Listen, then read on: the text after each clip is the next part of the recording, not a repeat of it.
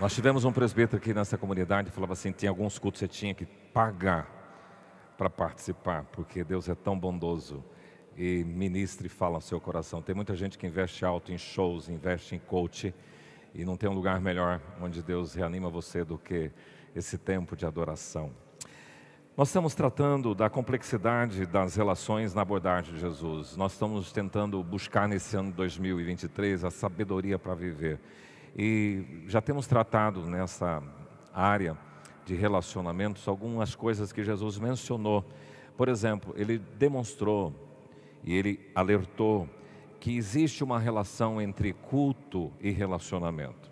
Como? Ele disse lá em Mateus de que se você um dia for para um culto e lembrar que tem alguma pendência com alguém, deixa no altar a tua oferta, vai lá, reconcilia com teu irmão, depois vem e oferece o teu culto.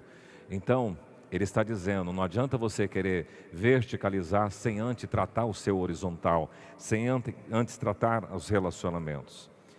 Também vimos que Jesus advertiu contra o pecado da hipocrisia. Ele faz menção a isso, você que fica reparando nos outros, olha o cisco no olho do seu irmão e tem uma baita trave no seu olho. Então ele chama atenção, cuidado com esse comportamento de apontar o dedo às pessoas, de olhar o cisco e esquecer da sua trave. E Jesus, ele é muito firme, ele chama todas essas pessoas de hipócritas. Por que vocês fazem isso? Então ele não contou por si, está vendo, os fariseus são tudo hipócritas. Ele disse na lata, no olho, hipócritas. Por fora, bela viola, por dentro, pão bolorento, sepulcros caiados, por dentro cheio de imundícia. E para fechar esse tempo de abordagem de Jesus, tem muitas outras abordagens, mas nós queremos fechar hoje com Mateus 18, 15 a 20. Queremos que você abra a sua Bíblia, seu smartphone, o seu tablet, para a gente ler esse texto e acompanhar, porque esse texto ele é muito pedagógico, ele é didático. Jesus ele quer ensinar os seus discípulos a como se comportar nas arengas, nos problemas que você tem e alguma situação de erro, de pecado, como eu devo lidar com meu irmão. É isso que ele vai falar. Mateus 18, versículo 15 diz: se teu irmão pecar contra ti, vai arguí-lo entre ti e ele só. Se ele te ouvir, ganhaste a teu irmão. Se porém não te ouvir, toma ainda contigo uma ou duas pessoas, para que pelo depoimento de duas ou três testemunhas toda a palavra se estabeleça. E se ele não os atender, diz-o à igreja, e se recusar ouvir também a igreja, considera-o como gentio e publicano. Em verdade vos digo que tudo o que ligardes na terra terá sido ligado nos céus, e tudo o que desligardes na terra terá sido desligado nos céus. Em verdade, também vos digo que se dois dentre vós sobre a terra concordarem a respeito de qualquer coisa que porventura pedirem, ser-lhes-á concedida por meu Pai que está nos céus. Porque onde estiverem dois ou três reunidos em meu nome, ali estou no meio deles. Pai, que a Tua palavra possa alcançar o nosso coração e que a gente tenha a autorização, o credenciamento do Senhor para proclamá-la com autoridade. Por isso, que não haja dispersão neste lugar e todo o pensamento seja trazido cativo ao senhorio de Jesus neste lugar. Em nome dele oramos. Amém. Essa frase eu falei algumas vezes quando era criança. Vamos brincar de igreja? O que era esse brincar de igreja? Eu, meus primos e tios, que eram quase da mesma idade, nós brincávamos de culto. Então a gente, na sala da avó, a gente colocava as cadeiras organizadas como se fosse um culto. Um ia fazer oração, outro fazia pregação, outro lia a palavra, outro cantava o hino. Na época nós tínhamos os salmos e hinos. E tinha outro que ficava lá na recepção, tinha outro que ficava no estacionamento. Não, estacionamento na época não precisava. E a gente fazia uma celebração. Claro que a gente começava com brincadeira, mas de fato a gente tinha todos os ingredientes de um culto e a gente fazia um culto do nosso imaginário infantil e acabava sendo para nós um tempo com Deus. Eu creio que isso aqui foi incipiente na minha vida e me ajudou no meu chamado ministerial, já desde criança buscando as coisas de Deus. Mas eu percebi com o passar do tempo e hoje já com uma trilha na vida cristã, que a igreja não é tão fácil de brincar assim. A igreja é um pouquinho mais ampla, a igreja é um pouquinho mais complexa. E a amplitude vem por causa da estrutura, e na estrutura de uma igreja você tem gestão, você tem recursos materiais, você tem recursos audiovisuais, comunicação, você tem finanças, você tem orçamento, você tem contas, prestação de contas. Nas programações você tem os eventos, tem cada um com a sua rede, os seus eventos, as suas programações, departamentos, ministérios, cultos, celebrações. Mais amplo ainda e complexo, nós encontramos a questão da liderança, de formar líderes, de ter pastores, presbíteros, diáconos, líderes de grupos pequenos, células, cursos, ministérios. Tudo isso é complexo, não é tão simples. Pensar também em missões, evangelismo, olhar para a cidade, como nós podemos alcançar as universidades, alcançar as escolas, alcançar o planeta com alguns missionários que a gente tem parceria nesses países de todas essas bandeiras. Nós temos missionários. Pensar na criança que é atendida aqui na Rede Kids, o adolescente, o jovem, o casal, o jovem casal, o adulto solteiro. Pensar na Rede Diamante, pessoas acima de 60 anos, não é simples. E no pastoreio, em ouvir, aconselhar, orientar, instruir as pessoas, trabalhar com visitas, usando os dons dos ministérios. E uma última coisa que eu não mencionaria na igreja é a questão dos relacionamentos interpessoais. Alguém já disse assim que é melhor mexer com 100 vacas bravas do que com 10 pessoas. Estes dias atrás eu conversava com alguém sobre a emblemática escolha de Jesus do seu grupo de discípulos. Cada um de um partido, tinha gente do PT, tinha gente da esquerda e da direita lá dentro do discipulado de Jesus. E Jesus saiu muito bem. Às vezes eu fico meio embananado com isso, porque às vezes uns caras do PT falam, se tiver gente da direita eu não quero. Outros caras da direita falam, não quero gente do PT. Como é que vocês estão na mesma igreja? E aqui não é PT, não é PSDB, não é PSOL, não é nada. Aqui é a igreja do Senhor Jesus Cristo. E pode estar dentro dela todas as pessoas, desde que a gente tenha respeito. E Jesus entra nesse viés, porque Ele vai trabalhar na questão dos relacionamentos. E a gente pode reconhecer com muita sinceridade e franqueza que a gente falha muito nessa área. Porque a gente às vezes percebe, o texto ali, se você vir algum irmão com pecado, o texto deixa muito nítido isso, se você ver qual é o procedimento, e ele traz a orientação. Normalmente as pessoas veem uma situação no irmão, um pecado contra mim ou contra outra pessoa, e a gente se omite, fala, não vou falar nada, não quero me meter na vida de ninguém. Jesus está dizendo, isso é errado. E você não vai ajudar o seu irmão quando você percebe ele no erro e você não trata. E além disso, uma coisa que o Senhor Jesus destaca é de que você envergonha a igreja. Porque nesse procedimento ele está as formas de você encaminhar. Vai você e ele só com essa pessoa que pecou contra ti ou pecou. Se ele te ouvir, ganhou teu irmão. Se não te ouvir, pega mais 2 testemunhas, vai lá, arguí-lo. E se ele entender que ele está errado, resolveu a situação. Mas se ele não entender, você pega, então leva esse assunto à igreja. E a liderança da igreja tem que tratar desta pessoa. Se ele compreender, se arrepender e perceber o erro dele, resolver o problema. Mas se não, ele vai ser desligado. É isso que o texto está dizendo. E Jesus diz, e vai ser considerado gentil ou publicano. Gentil eram as pessoas que estavam fora da comunidade de Israel, e o publicano uns desprezíveis dentro da estrutura do Império Romano, porque eles eram cobradores de impostos e eles eram abominados por toda a sociedade da época de Jesus. Então Jesus disse, se esse indivíduo que está, e ele diz aqui irmão, está dentro da igreja, então e ele não aceita essa correção, então que ele seja desligado. E o que for desligado aqui na terra será desligado no céu, isso que ele está dizendo.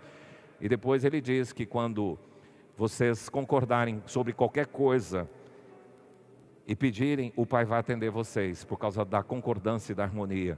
E ele diz, quando 2 ou 3 estiverem reunidos no meu nome, ali eu estarei. Mateus 18, Jesus já começa falando do escândalo. Jesus não tinha essa coisa, eu não vou falar muito esse assunto porque pode machucar as pessoas. Ele quer que você seja tratado, e ele começa a falar sobre isso. A advertência contra os escândalos que levam outras pessoas a se perderem. Ai daqueles por meio de quem vem os escândalos, melhor lhe fora que amarrasse uma pedra sobre o seu pescoço e jogasse no mar. No texto aí de Mateus 18, ele também vai tratar daquelas pessoas que têm alguns problemas com algum órgão do seu corpo. Por exemplo, o cara tem cleptomania, ele rouba. Então ele diz, é melhor você amputar a sua mão e entrar sem a mão do céu do que você ir com o corpo inteiro para o inferno. Então se algum órgão do seu corpo te faz pecar, ele fala de uma forma radical, para que as pessoas entendam. É claro que não queremos que você corte a mão, arranque o seu olho, mas que você tome medidas radicais com essas situações que te induzem ao pecado. E é isso que Jesus está dizendo. Fala da ovelha perdida, aí no Mateus 18, e como proceder com o irmão pecado. E ele fecha depois sobre o perdão. Quantas vezes se deve perdoar o irmão? Quantas vezes Jesus respondeu que se deve perdoar o irmão? Quantas? 70 vezes? E olha, então é muita conta. É muito perdão. Um irmãozinho só, você vai perdoar 70 vezes 7. Então calcule aí, depois você vai contabilizando. Perdoei uma vez, 2 vezes, até chegar. Falou, acabei, cumpri a promessa do Senhor Jesus. Então Jesus, ele entra nesse viés dos relacionamentos. Ele está preocupado com a sua postura e o impacto disso nos relacionamentos, na sociedade, e como que as pessoas estão enxergando. Então eu quero brincar seriamente de igreja com vocês, dando algumas dicas que Jesus traz aqui. Primeira coisa, vamos brincar de igreja? Sim, ajude o seu irmão. É isso que ele quer dizer. Se teu irmão pecar contra ti, vai arguir, quer dizer, ajuda ele, cuida dele. Trata para que ele seja recuperado, porque se ele te ouvir, você ganhou o seu irmão, você recuperou esta pessoa. E aqui existem algumas coisas. Primeiro, a possibilidade das pessoas errarem é real, é grande, é muita. Os seus irmãos de fé, lá em casa mesmo, olha para o seu cônjuge, para os seus filhos, olha para os seus pais, eles falham. E olha para a sua comunidade de fé, lá na célula, na liderança, no ministério, eles vão falhar. Então Jesus, se teu irmão pecar contra você, ele está dizendo, condicionando que é uma possibilidade, o ser é uma possibilidade irreal e vai acontecer. E veja aqui que ele está dizendo do desconhecido, do estrangeiro, ele está dizendo do teu irmão, da pessoa próxima, daquele que você tem relacionamento e convive. A segunda coisa dentro do ajudar o irmão é que tem que ter uma cumplicidade dos relacionamentos. Isso é também antigo. Uma vez, no Velho Testamento, Gênesis 3, você vai encontrar Caim tomando uma medida horrível. Ele assassinou seu irmão. E Deus vem falar com Caim. Onde está Caim, o seu irmão? Sabe qual foi a resposta jocosa, debochada de Caim? Por um acaso eu sou tutor do meu irmão? O que Deus queria dizer para ele você é tutor, você é corresponsável, você é cúmplice do bem-estar do seu irmão. Jesus também vai trabalhar isto na sua orientação, porque ele diz, é inevitável que venham os escândalos, mas ai do homem pelo qual vierem os escândalos. Então ele diz, você é tutor, você também tem que se preocupar com o seu irmão. A sua postura não deve ser aleatória e indiscriminada, sem estar atento a que vai provocar, o que é que vai provocar na vida dos meus irmãos, qual é o reflexo disso na vida dos meus irmãos. E Paulo também instrui, se por causa da comida o teu irmão se entristece, já não anda segundo amor fraternal, então não coma. Se comer carne escandaliza o teu irmão, não coma. E eu não estou dizendo uísque, não estou dizendo cerveja e pinga. Eu estou dizendo carne. Então Paulo é mais simplista ainda. Ele diz, se comer carne, o teu irmão fica, nossa, que horror. Então o que você tem que fazer? Não comer. Mas pastor, que loucura é essa? Isto que a Bíblia me ensina, a cultura do reino é bem diferente da cultura do mundo. A cultura do mundo diz, você faz e não tem que prestar conta para ninguém, cada um cuida da sua vida. Na cultura do reino não. A consciência do outro, ela vai determinar o seu comportamento, o seu procedimento. Isso é cultura do reino. Então eu tenho que me preocupar com as pessoas, com os meus vizinhos, com os meus irmãos, com as pessoas, e o que elas vão interpretar a meu respeito, sim. É isso que o Senhor Jesus está mostrando. Romanos 14, 21 é bem claro, é bom não comer carne, nem beber vinho, nem fazer qualquer outra coisa com que teu irmão venha a tropeçar. Se aquilo vai provocar um tropeço, se aquilo vai provocar uma pulga atrás da orelha daquele irmão, se aquilo vai de alguma forma comprometer a imagem da igreja de Jesus, então ele é claro para dizer, não faça, não coma. Então o ajudar o irmão tem que perceber isto, esse aspecto da cumplicidade que nós estamos vivendo. Agora, Aí Jesus entra num assunto que a igreja normalmente não gosta de tratar. Qual é? Disciplina. Existem 4 níveis de disciplina que Jesus deixa claro aqui. E eu quero que você lembre de todos eles. Primeiro, a repreensão pessoal. Segunda, repreensão com testemunhas. Terceiro, repreensão pública, que é na igreja. E quarta, exclusão, se o indivíduo não aceitar a situação.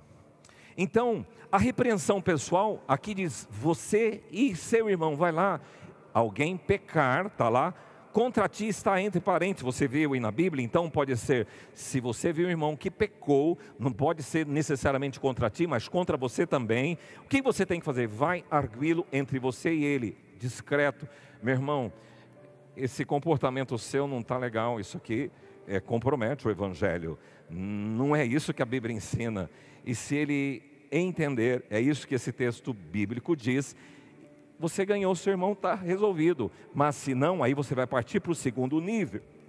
A palavra arguir é chamar a atenção, a palavra significa repreender, mostrar a falta dele, com muita doçura e amor. E a palavra só é isso, mono, sozinho, você e ele.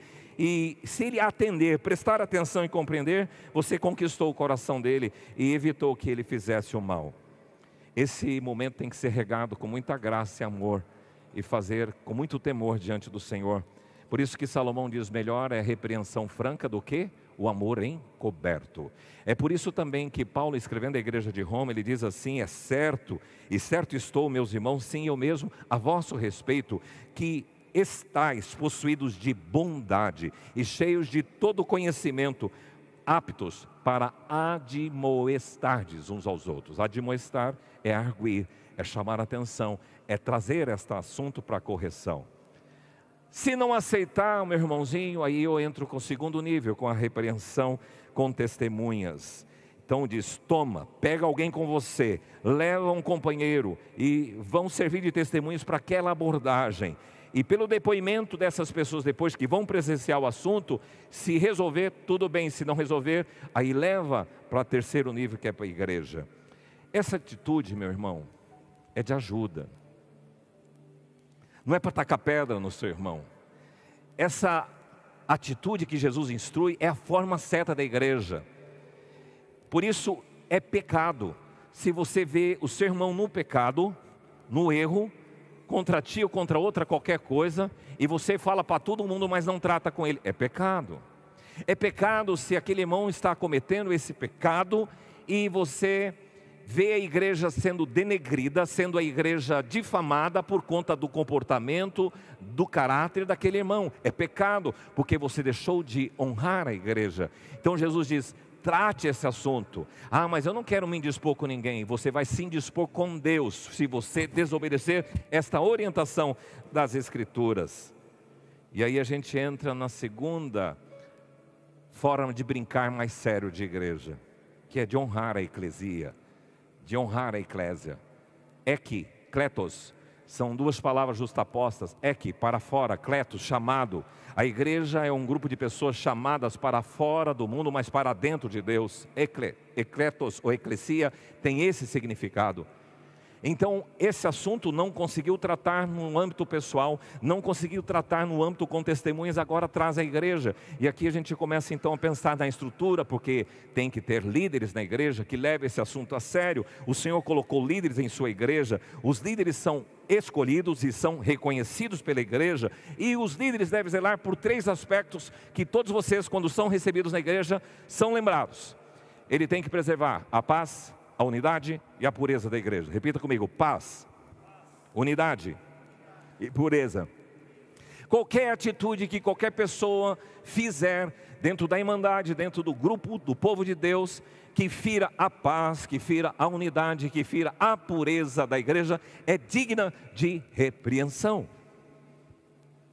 Dentro desse processo, você a sós, com testemunhas, não resolveu com a igreja.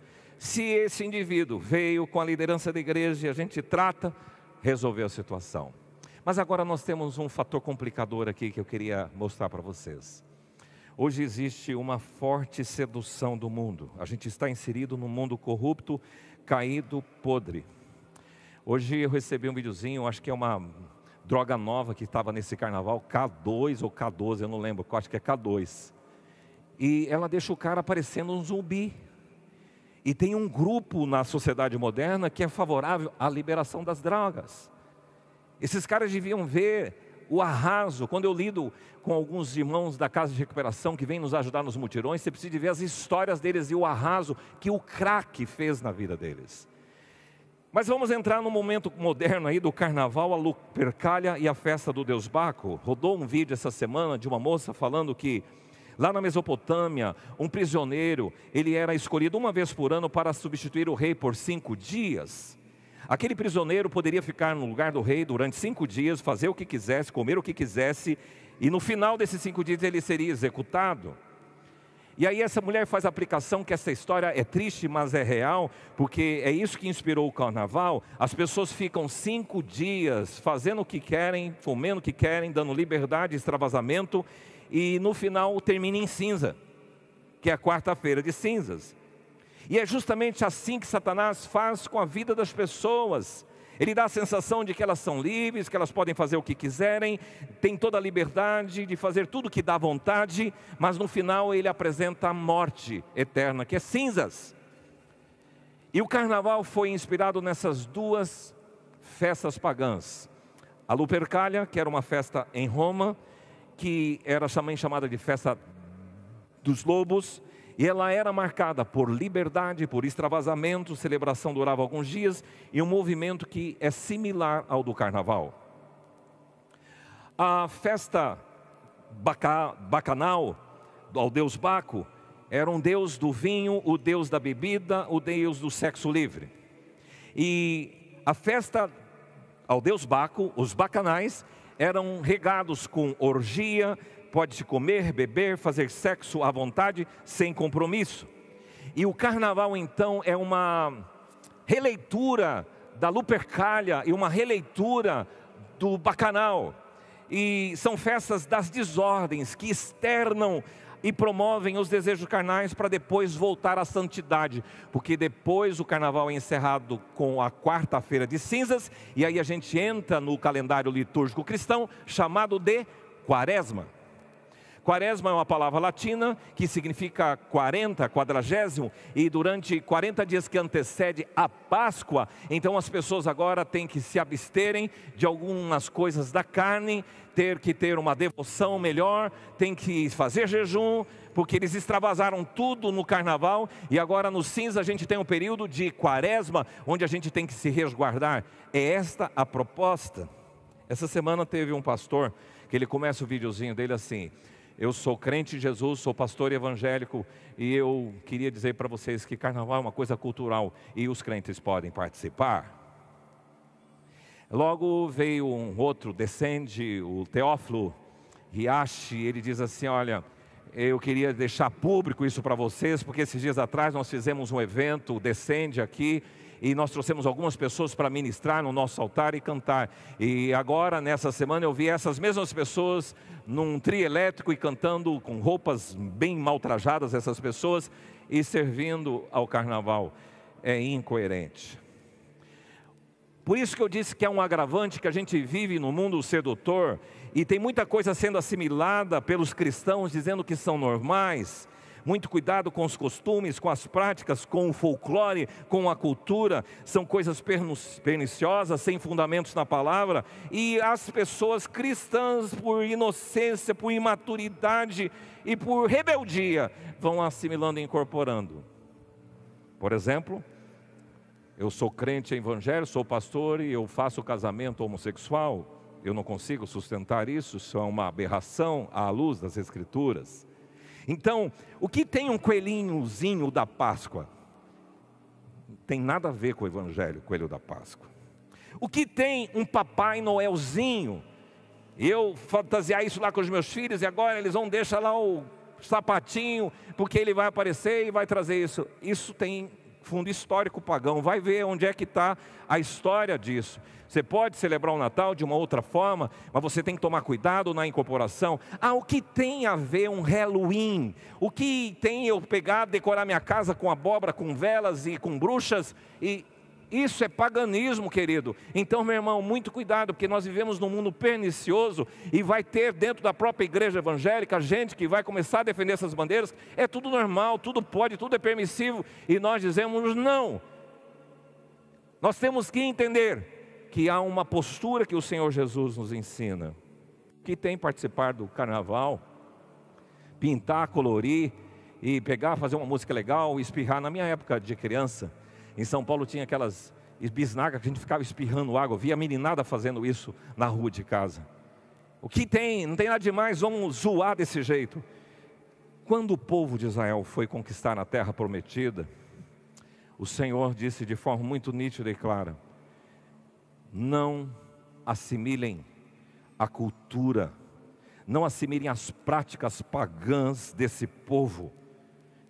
E Deus sempre foi muito firme. Então, igreja, o nosso padrão é o reino de Deus. A nossa cultura tem que vir do céu, tem que vir das escrituras sagradas. Não é a cultura do mundo e incorporando. Mas muito cuidado, porque os teus filhos estão sendo seduzidos, os jovens estão sendo seduzidos, as crianças, tudo conspira. As imagens, os filmes, tudo conspira. E o que você tem que fazer? Chegar diante do Senhor: me ajude. É isso que a gente precisa. Por isso, nessa ideia de honrar a igreja, é você ter uma postura e um comportamento que seja coerente com as escrituras sagradas e que não assimile essas práticas pagãs. Por isso que Paulo diz: renegada a impiedade e as paixões mundanas, você possa viver no presente século de forma sensata, justa e piedosa. É por isso que João diz: não ameis o mundo, nem as coisas que há no mundo. Se alguém amar o mundo, o amor do Pai não está nele. Agora você tem direito de escolher, viu, queridão? Se você quer uma igreja liberal, em que aceita a ideologia do gênero, se você quiser uma igreja que pode pular carnaval, se você quiser uma igreja que pode fazer festa do Halloween, pode ir. Aqui não. Nós defendemos princípios da palavra. Uma vez Jesus fez um discurso muito pesado e as pessoas dizem o texto bíblico de João 6, que os discípulos começaram alguns a se retirar. E Jesus então chegou para os seus 12 e diz: vocês querem se retirar também? E Pedro ousadamente diz: para quem iremos nós? Então, se você não está contente com a postura da igreja, se você quer uma coisa mais do seu jeito, se você quer uma igreja de acordo com o seu pensamento, você tem liberdade de ir e buscar esse lugar. Mas se você quiser servir a Deus de forma séria, fiel à palavra, você é bem-vindo neste lugar, porque a disciplina, ela vai ajustar as coisas. É pedagógico, evita a vergonha da igreja. E aí entra: não aceitou, não quis a correção, gentio, publicano. Meu irmão, não tem jeito. Agora, por favor, se você quer fazer a sua escolha, tenha a coragem, a hombridade de assumir isso. Porque é engraçado, tem muita gente que às vezes está numa comunidade de fé, não concorda, quer uma coisa mais liberal, mas não se posiciona. Então chega para os seus líderes, para os seus pastores, para o seu líder de célula, fala: olha, eu estou numa outra vibe e eu queria me desligar da igreja porque eu quero uma igreja inclusiva, mais liberal. Pode ir, meu irmão. Mas por favor, não fique atrapalhando aquelas pessoas que querem servir. E muitas vezes escandalizando e impedindo outros de se aproximarem, porque o seu mau testemunho vai comprometer a aproximação das pessoas. É isso que Jesus está dizendo, ok? Agora, tem duas outras coisas boas nesse texto que eu queria fechar com você. Se por um lado eu tenho que ajudar o irmão, segundo lugar eu tenho que honrar a igreja, brincar de igreja também tem a ver com experimentar milagres. E aí o texto de versículo 19 diz assim: se dois dentre vocês sobre a terra concordarem a respeito de qualquer coisa que porventura pedirem, se lhes há concedida por meu Pai que estás nos céus. Sabe o que Jesus está ensinando? Se você e seu cônjuge tiverem concordância, unanimidade, se vocês tiverem harmonia, entendimento, pacto, nos pedidos que vocês têm para fazer para Deus, o que é que vai acontecer? Deus vai atender. Agora transporta isso além da sua família para uma comunidade de fé. Você que participa de uma célula, você que está envolvido numa comunidade mais ampla, num ministério. E se há harmonia, se há concordância, o que é que Deus faz? E se vocês pedirem alguma coisa para Deus, Deus vai fazer. Por isso que cantamos sobre os milagres. Dia 21 de fevereiro, agora eu e Néia completamos 36 anos de casados. E a gente quando vai caminhar ainda na rua, seja lugar público ou lugar privado, onde não tem muita gente, nós andamos de mãos dadas. E uma das orações que nós concordamos há muito tempo atrás é: Senhor, nos ajude a envelhecer juntos. E os planos, as coisas, tudo que a gente adquiriu foi com concordância. E se quando você tem concordância com o seu cônjuge, filho, você que tem concordância com os seus pais, vocês que têm concordância em família, se vocês pedirem para o Senhor, Jesus disse e garante que Ele vai conceder. E é importante que você entenda esse princípio, porque mostra o que é de verdade a igreja. A igreja é um lugar de milagres. A sua casa tem que ser uma casa de milagres. A sua célula, o seu grupo de estudo tem que ser um lugar de milagres, porque é isso que Deus garante. Ele nos diz que Ele vai conceder. O meu Pai que estás nos céus vai conceder. Petição em concordância. E olha que curioso, o texto diz: de qualquer coisa. Não são coisas às vezes espirituais somente. O texto que Jesus utiliza diz: concordarem a respeito de qualquer coisa. Deus, nós precisamos de um toque na vida do nosso filho. Deus, nós queremos isso para a nossa descendência. Deus, eu preciso de um carro para atender a minha demanda. Deus, eu preciso melhorar as minhas economias. Se o casal, se a sua casa estiver concordando em qualquer coisa, o texto diz que ser-lhes-á concedida por meio do meu Pai que está no céu. Vocês estão perdendo experimentar os milagres de Deus, muitas vezes por falta de concordância. Um quer ir para lá, outro quer ir para cá. Concordem, busquem isso. Deus vai fazer milagres na sua vida. Diga para a pessoa que está ao seu lado: se na sua casa houver concordância, e você pedir ao Senhor sobre qualquer coisa, Ele vai atender. Glória a Deus por isso. Ele vai fazer. E em último lugar, vamos brincar de igreja de forma séria? Vamos. Vive em comunhão. Jesus diz assim, versículo 20: porque onde estiverem dois ou reunidos em meu, ali estou no meio deles. Não precisa muita gente. Se 2 ou 3 estiverem reunidos no nome de Jesus, Ele está ali. Avivamento em Asbury, em Kentucky, começou com uma palavra sobre amor. E foi muito significativo isso, porque o avivamento, às vezes as pessoas pensam em algumas coisas muito doidas acontecendo. Foi pela palavra, pessoas se rendendo aos pés de Jesus com arrependimento. E a tônica, e ontem nós estávamos numa vigília aqui neste lugar, e uma pessoa foi usada por Deus aqui para falar sobre isso. Vocês têm que falar, manifestar do meu amor. Meu querido irmão, os teus vizinhos precisam ouvir do amor de Jesus. O teu colega de sala de aula precisa ouvir do amor de Jesus. Estar reunido no nome de Jesus é estar ali como representante. Eu estou aqui no nome de Jesus. Eu sou representante do nome de Jesus aqui nesta classe. Eu estou aqui no nome de Jesus representando o meu Senhor. Nessa confraternização, eu estava numa confraternização na sexta-feira de uma colega de banco que fechou a sua carreira, e nós estávamos lá, Rafael, esposa, no nome de Jesus. E você tem que estar lá manifestando a graça de Jesus, porque quando 2 ou 3 estiverem reunidos em meu nome, ali estarei. A palavra no meio, Mesopotâmia. O que significa Mesopotâmia? Entre rios. Meso significa entre, no meio. E a palavra que Jesus utiliza aqui é meso. Eu estou no meio de vocês. Quando 2 ou 3 estiverem reunidos no meu nome, eu vou estar junto. Eu vou estar no meio de vocês. Então, celebrem a presença de Jesus na sua vida. E é tão bom estar com Jesus. O que te dá prazer? Fazer pesquisas nas redes sociais e ver o que são as últimas notícias? E eu sei que você gasta muito tempo com isso, com o seu WhatsApp, com a sua rede social. Mas eu queria estimular você a ter um tempo maior na presença de Jesus. Há um hino antigo que dizia assim: preciosas são as horas na presença de Jesus, comunhão deliciosa da minha alma com a luz. Procurai estar sozinhos, em conversa com o Senhor Jesus. Quero convidar você a se colocar em pé.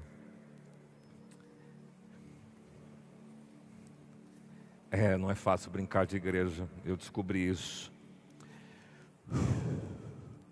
Eu tenho que me preocupar com meu irmão, e a consciência dele vai ditar o meu procedimento e o meu comportamento. É essa a proposta de Jesus. Se você quiser viver uma vida inconsequente, sem se preocupar com os outros, o importante é que você seja feliz, o resto que se exploda, sai da igreja. Porque Jesus está dizendo para a igreja: se o teu irmão, então, meu querido, ajude o seu irmão. Se ele tem erro, vai lá e ajuda a tratá-lo. Se ele entender, resolveu a questão. Se não resolveu, chama testemunhas. Se não resolveu, traga a igreja. Se na igreja ele não está arrependido. E para passar por disciplina tem alguns ingredientes muito importantes. Seja sempre humilde. Você já disciplinou o pai e o seu filho, e quando ele veio revoltado, falou: eu não mereço essa disciplina? Ele apanha mais, não é? É assim com o Senhor. Se errou, chega humilde, reconheço, submeta-se e deixa Deus tratar a sua vida. E todo aquele que se humilhar será exaltado. Deus tem milagres para a sua casa, Deus tem milagres para essa igreja. O que nós estamos vivendo aqui é por causa da concordância. Agradeço a Deus pela equipe ministerial. A gente já teve pastores que pensavam diferente, e esses não vão ficar. Nós queremos uma equipe que tenha a mesma disposição mental, o mesmo parecer, a unidade. Porque a unidade faz com que os milagres aconteçam. E se tem milagres aqui, porque há unidade no conselho, a unidade na equipe ministerial.